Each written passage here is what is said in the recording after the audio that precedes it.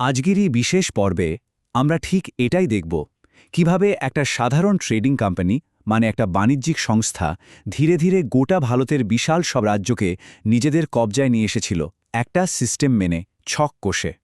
ভাবছেন একটা কোম্পানি কিভাবে একটা সাম্রাজ্য দখল করে ফেলতে পারে?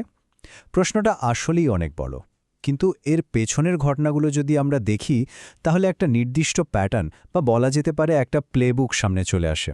একই কৌশল বারবার। তো এই প্লেবুকটা ঠিক কী ছিল সেটা বুঝতে আমরা 3টা কেস স্টাডি দেখব। প্রথমে বার্মার বাণিজ্যিক বিজয়, তারপর সিন্ধুকে যেভাবে কৌশল করে দখল করা হলো, আর সবশেষে দেখব পাঞ্জাবের সেই মহান শিখ রাজ্যের পতনের গল্প। আচ্ছা, তাহলে আর দেরি না করে চলুন শুরু করা যাক। আমাদের প্রথম কেস স্টাডি বার্মা। জায়গাটা হলো ভারতের একদম পূর্ব সীমান্তে। প্রথম ইঙ্গো-বর্মী যুদ্ধের পেছনে অফিসিয়াল কারণটা কি দেখানো হয়েছিল জানেন? বলা হয়েছিল বর্মীরা নাকি শাহপুরী দ্বীপ দখল করে সীমান্তে আগ্রাসন চালাচ্ছে, কিন্তু আসল উদ্দেশ্যটা ছিল একেবারেই অন্য। পর্দার আড়ালে মূল লক্ষ্য ছিল দুটো: এক, ফরাসিদের প্রভাব কমানো, আর দুই, মূল্যবান সেগুন কাঠের ব্যবসার ওপর একচেটিয়া নিয়ন্ত্রণ আনা। তো এই যুদ্ধের শেষ হল ইয়ান্দাবুর চুক্তির মাধ্যমে, কিন্তু এটাকে ঠিক শান্তি চুক্তি বলা চলে না। এটা ছিল আসলে সম্পদ, এলাকা আর সার্বভৌমত্ব সব কিছু ব্রিটিশদের হাতে তুলে দেওয়ার একটা দলিল। ভাবুন তো, বার্মাকে আরাকান আর টেনাসেরিমের মতো বড় দুটো অঞ্চল ছেড়ে দিতে হলো। শুধু তাই নয়, যুদ্ধের ক্ষতিপূরণ হিসেবে 1 কোটি টাকাও দিতে হলো, আর সবশেষে বার্মার রাজদরবারে একজন ব্রিটিশ রেসিডেন্টকেও বসিয়ে দেওয়া হলো। কিন্তু এখানেই শেষ নয়। কয়েক দশক পর লর্ড ডালহাউসির নেতৃত্বে আরও একটা যুদ্ধ হলো, আর এর ফল দক্ষিণ বার্মাও চলে গেল ব্রিটিশদের দখলে। এর ফলে যা হলো, বার্মার প্রায় পুরো উপকূলটাই ব্রিটিশদের নিয়ন্ত্রণে চলে এলো, আর সমুদ্রপথে বাণিজ্যের জন্য বার্মা প্রায় পুরোপুরি ব্রিটিশদের ওপর নির্ভরশীল হয়ে পড়ল। আচ্ছা, বার্মার গল্প তো শুনলাম, এবার চলুন ভারতের পশ্চিম দিকে যাই, সিন্ধুতে। দেখা যাক সেখানে এই প্লেবুকটা কিভাবে কাজে লাগানো হয়েছিল। তবে সিন্ধুর ক্ষেত্রে ব্যাপারটা একটু অন্যরকম ছিল। এখানে সরাসরি যুদ্ধের বদলে ধীরে ধীরে কূটনৈতিক চাপ তৈরি করার ওপর বেশি জোর দেওয়া হয়েছিল।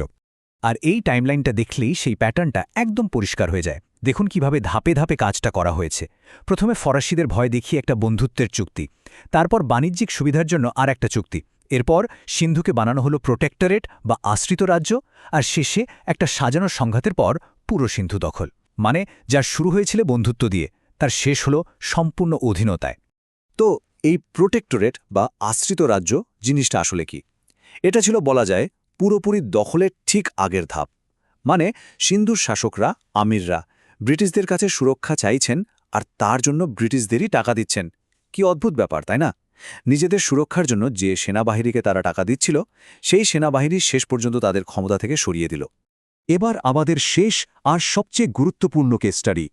ব্রিটিশরা ভারতে যত রাজ্যের মুখোমুখি হয়েছিল তার মধ্যে সম্ভবত সবচেয়ে শক্তিশালী ছিল পাঞ্জাবের শিখ সাম্রাজ্য। আর এই সাম্রাজ্য গড়ে তুলেছিলেন আধুনিক ভারতের এক কিংবদন্তি শক্তি। তিনি হলেন মহারাজা রঞ্জিত সিং। তিনি কি করেছিলেন?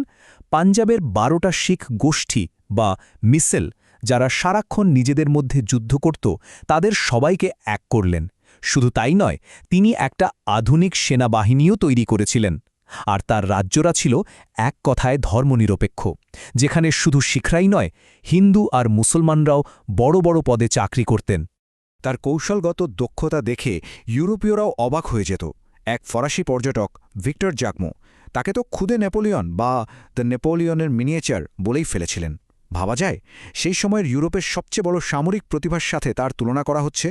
কিন্তু রঞ্জিত সিংয়ের একটা বড় স্বপ্ন ছিল সুতলেজ নদীর ওপারের শিখদের ও নিজের রাজ্যের অন্তর্ভুক্ত করা, আর এখানেই ব্রিটিশরা বাধা হয়ে দাঁড়াল। এর ফলেই হল 1809 সালের অমৃতসর চুক্তি। আর এই চুক্তি নিয়ে ঐতিহাসিকদের মধ্যে কিন্তু দুটো একেবারে ভিন্ন মত আছে। ঐতিহাসিক ডক্টর N.K. সিনহার কথাটা শুনুন, কি সাংঘাতিক! তিনি বলেছেন, ব্রিটিশ সরকার হয়ে গেল সওয়ারি আর রঞ্জিত সিং হলেন ঘোড়া। মানে তার মতে এই চুক্তির পর এত শক্তিশালী একজন মহারাজা আসলে ব্রিটিশদের নিয়ন্ত্রণে চলে গিয়েছিলেন। তার সেই অখণ্ড শিখ রাষ্ট্র গড়ার স্বপ্নটা চিরদিনের মতো শেষ হয়ে যায়। কিন্তু যতদিন রঞ্জিত সিং বেঁচে ছিলেন, ব্রিটিশরা পাঞ্জাবের দিকে তাকানোর সাহসই পায়নি। আসল সমস্যাটা শুরু হল 1839 সালে তার মৃত্যুর পর। গোটা রাজ্য জুড়ে শুরু হল চরম বিশৃঙ্খলা, আর ব্রিটিশরা ঠিক এই সুযোগটারই অপেক্ষায় ছিল। তার মতো এমন একজন শক্তিশালী নেতার অবর্তমানে সিংহাসন নিয়ে কাড়াকাড়ি শুরু হয়ে গেল। রাজ্যটা ভেতর থেকে দুর্বল হতে শুরু করল।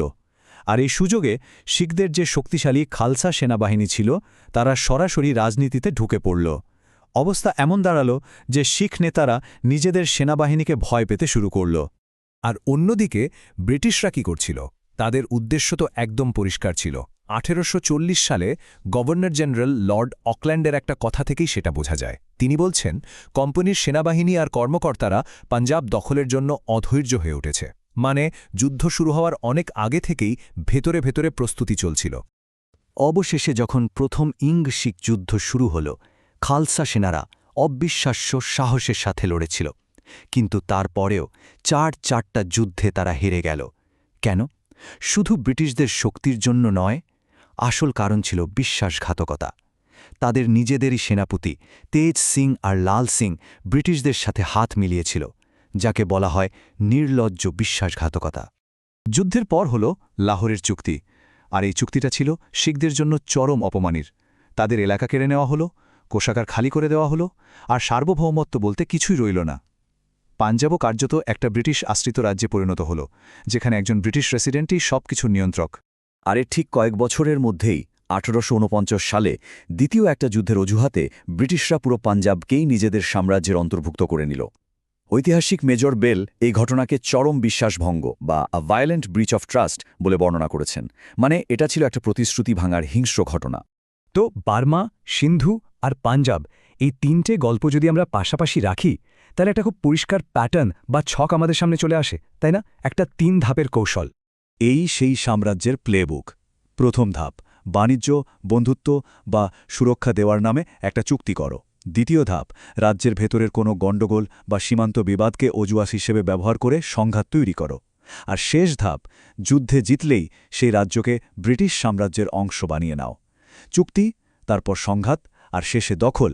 এই সহজ কিন্তু নির্মম কৌশলটাই ইস্ট ইন্ডিয়া কোম্পানিকে একটা বাণিজ্যিক সংস্থা থেকে এক বিশাল সাম্রাজ্যবাদী শক্তিতে পরিণত করেছিল।